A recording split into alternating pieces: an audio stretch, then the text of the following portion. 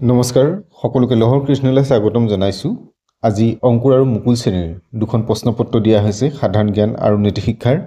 ভিডিঅ'টি আৰম্ভণিৰ পৰা শেষলৈকে চাব আৰু লাইক কমেণ্ট কৰি কেনে লাগিছে জনাব। বছৰীয়া পৰীক্ষা 2025 বৰ্ষ সাধাৰণ জ্ঞান আৰু নীতি শিক্ষাৰ প্ৰশ্ন। প্ৰথম প্ৰশ্ন দিয়া হৈছে তোমাৰ নিকেতনখনৰ নাম কি? দ্বিতীয় প্ৰশ্ন দিয়া হৈছে তোমাৰ শ্ৰেণী আচাৰ্যৰ নাম কি?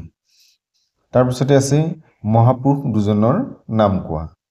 অসমৰ মুখ্যমন্ত্ৰী গৰাকীৰ নাম কোৱা। 9 নম্বৰত আছে আমাৰ জিলাখনৰ নাম কি?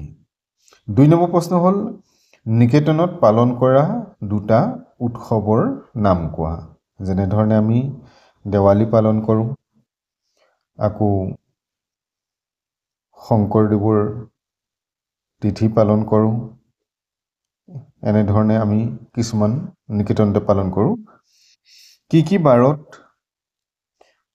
বগা গণবেশ পৰিধান কৰা হয়? সেয়া হ'ল শনিবাৰ আৰু বৃহস্পতিবাৰ। তিনিবিধ ঔষধি গছৰ নাম কোৱা। তিনিবিধ ঔষধি গছৰ নাম ক'ব লাগে। দিশ কেইটা আৰু কি কি? দিশ কেইটাৰ নাম। বাৰ কেইটা আৰু কি কি? 7 নম্বৰতে দিয়া আছে 5বিধ ফলৰ নাম কোৱা। 5বিধ ফুলৰ নাম কোৱা। 5টা জন্তুৰ নাম কোৱা। 10 নম্বৰতে দিয়া হ'ল পাৰ্থস্মৰণৰ প্ৰথম শ্লোকটো নাইবা এটা অমৃত বচন কোৱা। পিছৰ প্ৰশ্নপত্ৰখন হ'ল অংকুৰ শ্ৰেণীৰ সাধাৰণ জ্ঞান আৰু নীতি শিক্ষাৰ। 1 নম্বৰতে দিছে তোমাৰ নিকেতনখনৰ নাম কোৱা। 2 নম্বৰতে তোমাৰ শ্ৰেণী কক্ষটোৰ নাম কি?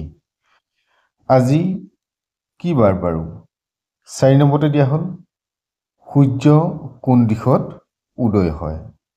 5 নম্বৰতে আছে আমি চকুৰে শুনো নে দেখোঁ।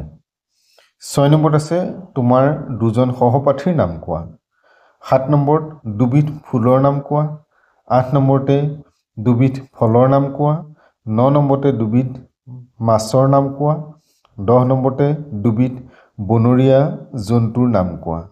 11 নম্বৰতে দিলে কাৰ সোৱাদ কেনেকুৱা সেইটো ক'ব লাগে। ক চেনি, খ আমলখি। 12 নম্বৰতে দিয়া হ'ল আমি কি কি কৰিব লাগে। ক দিলে ভোজন কৰাৰ আগত আমি কি কৰিব লাগে, যেনেকৈ হাত ধুব লাগে, ভোজন মন্ত্ৰ গাব লাগে। তাৰপিছত দিলে ঘৰলৈ আলহী আহিলে আমি কি কৰিব লাগে। গ নম্বৰত দিয়া হ'ল শ্ৰেণীকোঠালৈ আচাৰ্য সোমালে। যেতিয়া শ্ৰেণীকোঠালৈ আচাৰ্য সোমাই আহে আমি কি কৰিব লাগে? সকলো থিয় হ'ব লাগে, নমস্কাৰ দিব লাগে, প্ৰণাম কৰিব লাগে। 13 নম্বৰত দিয়া হ'ল ভোজন মন্ত্ৰটি গোৱা। গতিকে ইমানেই আছিলে। যদি চাই কেনে লাগিলে লাইক কমেণ্ট কৰি জনাবলৈ নাপাহৰিব আৰু চেনেলটোত যদি নতুন এবাৰ ছাবস্ক্ৰাইব কৰি বেল আইকনটো প্ৰেছ কৰিলে পৰৱৰ্তী শ্ৰেণীৰ পাঠসমূহ পাই থাকিব।